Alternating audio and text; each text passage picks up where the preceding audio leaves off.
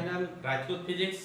आज 12th का topic है रे ऑप्टिक्स का इम्पोर्टेंट टॉपिक है relation between length focus length and the radius. Focus length और रेडियस के बीच में हम संबंध देखेंगे आज के टॉपिक्स में। बहुत इंपॉर्टेंट टॉपिक्स है, आप देखिए। इसके लिए कुछ की पॉइंट्स है, कुछ जानने योग्य बातें। इसको समझने के लिए सबसे पहले जानने योग्य बातें हैं। तो सबसे पहले परावर्तन का नियम, लॉ ऑफ रिफ्लेक्शन। रिफ्लेक्शन का नियम क्या होता है? जब हम कोई एंगल, एक प्रकाश किरण किसी सतह पर आपतित होता है तो उसी दिशा में परावर्तित हो जाता है।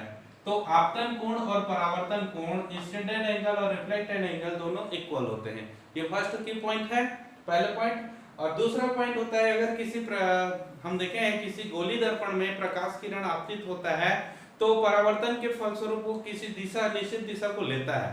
तो कौन कौन सी दिशा लेता है तो उसके बारे में हम पहले भी डिस्कस कर चुके हैं। तो आज हम देखते हैं, जैसे एक समांतर किरण आपतित हुआ, मुख्य अक्ष के समांतर किरण। इससे पहले भी मुख्य अक्ष इसको कहते हैं, जो इसके सेंटर पॉइंट से और पोल से मिलाने वाले एक एक्सिस बनता है, उसको हम मुख्य अक्ष कहते हैं ना, या प्रकाशीय अक्ष कहेंगे। ये प्रकाशीय अक्ष है, ये सेंटर पॉइंट है, ये पोल है, पोल या ध्रुव, ये वक्रता केंद्र, ठीक है, ये अक्ष है। अब इस अक्ष के समांतर अगर कोई प्रकाश किरण आपतित हुआ, तो जैसे ये कॉन्केव लेंस में देखें, या इसको हम अवतल लेंस कहें, अवतल दर्पण में अगर हम देखें तो प्रकाश किरण जब ये मुख्य अक्ष के समांतर आपतित होती है, तो चलिए हम एक कोई प्रकाश किरण ले लेते हैं जो इस मुख्य अक्ष के समांतर है।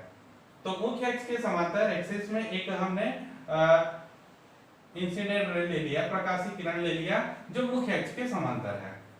तो निश्चित है इसका प्रॉपर्टी है, मुख्य अक्ष से समांतर किरणें कहां से होकर जाएगा? जनरली फोकस से होकर निकलेगा। तो यहां से अगर जब प्रकाश किरण यहां से आपतित होगा तो निश्चित है फोकस से होकर गुजरेगा। तो एक फोकस से होकर इस डायरेक्शन में निकल जाएगी, ठीक है। तो एक किरण हमने ले लिया मुख्य अक्ष के समांतर जो फोकस से होकर गुजर रही है।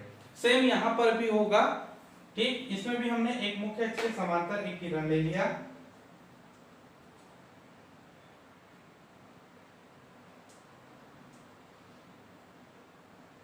तो मुख्य अक्ष के समांतर यहां पर फोकस से गुजरती है, यहां पर फोकस से आते हुए प्रतीक होगी।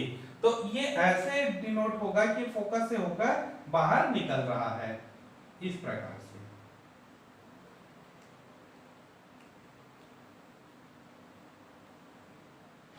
ये फोकस से होकर बाहर निकलेगा। दोनों लेंस का, दोनों दर्पण का एक साथ मैं इसमें और व्यू बना दे रहा हूं, देख लीजिए। एक प्रकाश किरण मुख्य अक्ष से समांतर आया है ना, इस प्रकाश किरण को हम कह देते हैं ए बी।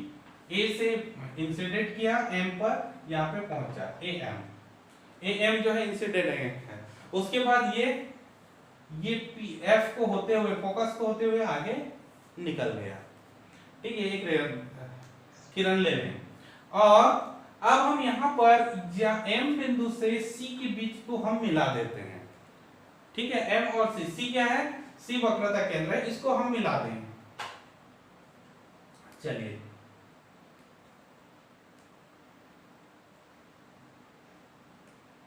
यहां पे सी को मिला दें। तो सी को मिला दिया जाए तो सी एक्चुअल में क्या होता है? ये वक्रता त्रिज्या हो जाएगा सी एम। वक्रता त्रिज्या जो है किसी भी वृत्ताकार पथ में अभिलंब आपतित होता है, यानी इसके बीच में ये नॉर्मल का काम करेगा। जैसे हम ये अभिलंब हमने देखा था, वही काम यहाँ पर सी एम करेगा, ठीक है। तो इसी सिद्धांत पर हम आगे बढ़ते हैं। तो अब हम देखते हैं इसमें क्या क्या होगा। तो एंगल को हम पहले फाउंड कर लेते हैं। एंगल कोण A M C equal to I, आपतन कोण।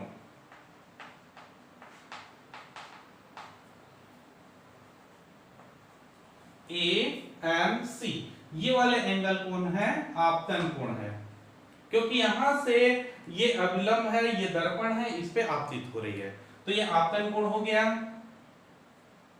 ठीक है। उसी प्रकार सी एम एफ अब ये आपतन कोण, तो ये परावर्तन कोण हुआ, CMFR परावर्तन कोण, आपतन कोण और ये है परावर्तन कोण। अब हम यहां से स्टार्ट करते हैं। तो अब देखिए एंगल, ये कोण आपतन कोण है, ये कोण परावर्तन कोण है। अगर हम इसको ऐसा लिखें तो सीधा हो जाएगा। उसी प्रकार यहां पर भी देखें, एक अभिलंब खींच दें इस पोजीशन में CM, इसको अगर हम जाते हुए बना दें इस प्रकार से, सेंटर पॉइंट से जाते हुए अगर हम रेखा बना दें तो इसमें भी वही एंगल बनेगा, ठीक है।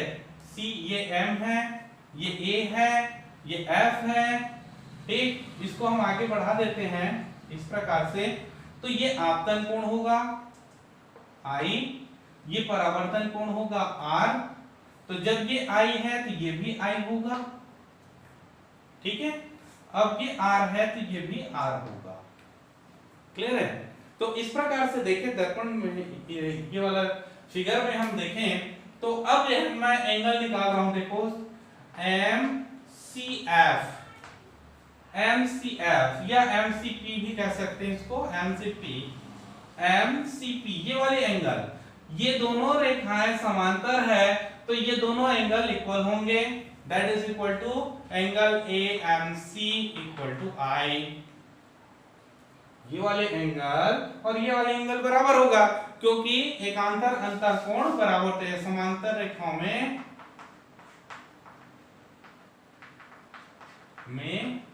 एकांतर अंतर कोण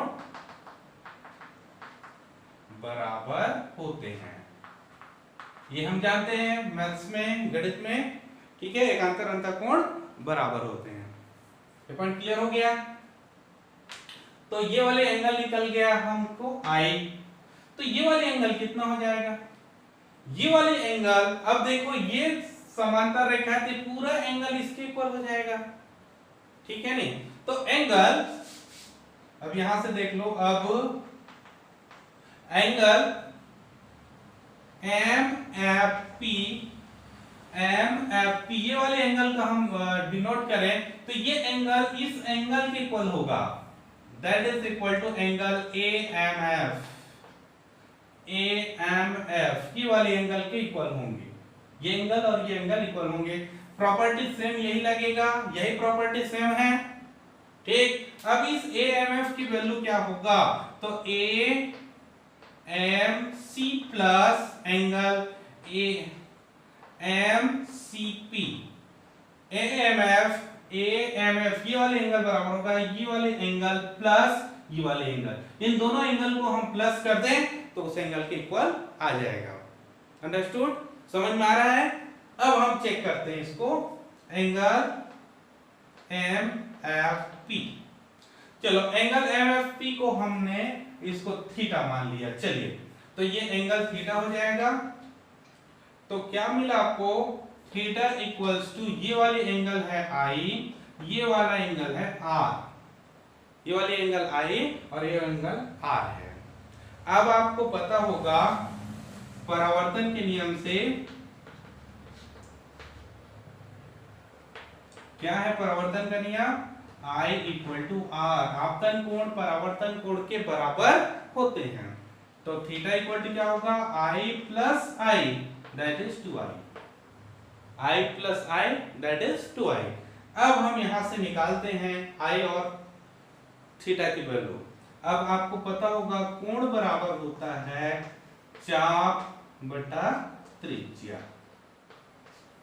कोण बराबर होता है चाप बटा त्रिज्या। इस सूत्र का उपयोग करें तो यहां पर कोण यदि थीटा लिया जाए, इस थीटा के लिए चाप हो जाएगा MP, चाप होगा MP और त्रिज्या हो जाएगा PF, चाप MP और त्रिज्या हो जाएगा PF, ठीक है। अब थीटा I के लिए क्या होगा, I के लिए, इस I एंगल के लिए चाप होगा MP और त्रिज्या हो जाएगा PC, त्रिज्या होगा PC। ये दोनों को समीकरण 1 में रखने पर ये दोनों को समीकरण 1 में रखने पर। चलिए इतना स्क्रीनशॉट कर लीजिए, फिर आगे देखते हैं। चलो आगे देखते हैं। आपने पता है theta equal to 2i, equation 1 से, इक्वेशन 1 था ये। इसी फॉर्मूला में हम यहाँ पे रखेंगे थीटा की वैल्यू है mp by pf equal to 2 into I की वैल्यू क्या है mp अपॉन pc।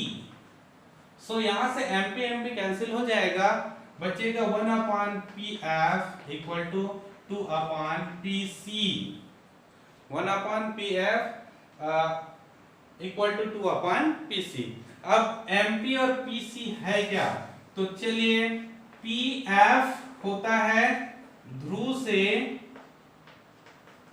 फोकस बिंदु की दूरी, इसको फोकस दूरी कहा जाता है।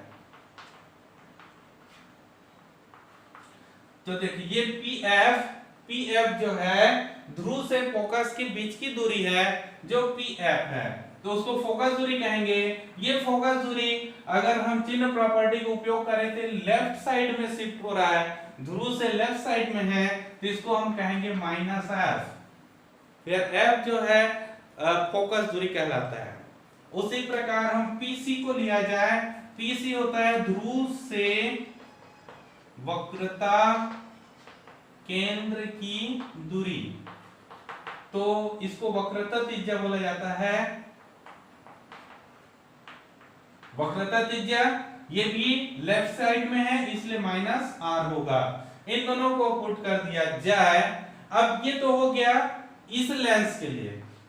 अगर ये वाली लेंस का उपयोग करें तो अब बताओ पीएफ जो है राइट साइड में शिफ्ट हुआ है इसलिए इसको प्लस एफ होगा, और पीसी जो है राइट साइड में है इसलिए ये भी प्लस आर होगा।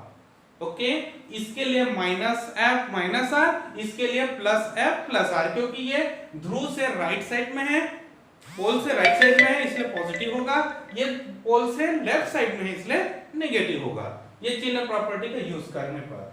तो अब ये मिल गया। इन दोनों वैल्यूज को इक्वेशन इसमें रख देते हैं, यहां पे रख दीजिए, तो ये हो जाएगा 1 upon minus F equal to 2 upon minus R, minus minus cancel हो जाएगा। अब इसको प्रक्षांतर कर लें तो r इक्वल टू 2f या f equal to r by 2, तो ये इसका रिलेशंस है। तो कई बार बोर्ड एग्जाम में इसको पूछा गया है ना, सिद्ध कीजिए कि फोकस दूरी वक्रता त्रिज्या का आधा होता है, ठीक है नहीं, अर्थात यहाँ से यहाँ तक जितना भी डिस्टेंस है मान लो 10 सेंटीमीटर है तो फोकस लेंथ उसका 5 सेंटीमीटर होगा। तो ये है इस क्वेश्चन का आंसर। तो ये हो गया फोकस दूरी और वक्रता केंद्र के बीच में संबंध। आई होप ये वाला वीडियो आपको समझ में आया होगा। आप दोनों मिरर का उपयोग करके बना सकते हैं, बस यहीं पे चेंजेस आएगी। यहाँ पर ये कन्वेक्स की जगह कॉन्केव जगह कन्वेक्स करेंगे तो माइनस जो यूज किया उसको प्लस यूज करना पड़ेगा, बाकी फिनोमेना सेम है। क्यों प्लस करना पड़ेगा, क्योंकि वो राइट साइड में शिफ्ट हो रहा है और ये क्या है लेफ्ट साइड में है इसलिए माइनस हुआ। ठीक है, तो ये वाला वीडियो आपको आज समझ आया होगा। आई होप, बहुत इंपॉर्टेंट चैप्टर है। तो अच्छा लगा तो इसको लाइक करें, शेयर करें और सब्सक्राइब करें। धन्यवाद।